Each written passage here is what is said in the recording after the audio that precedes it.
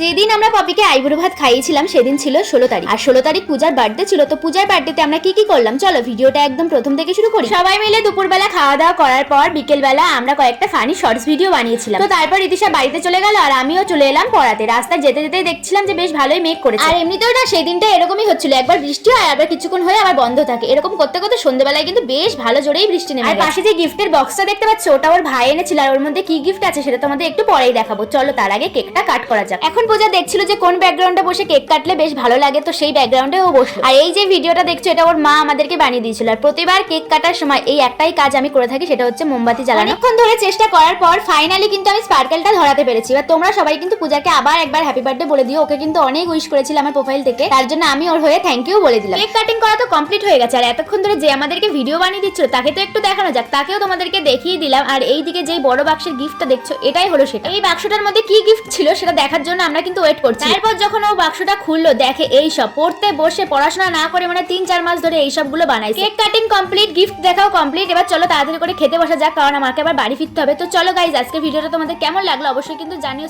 চলো আজকের মতো টাটা সবাই।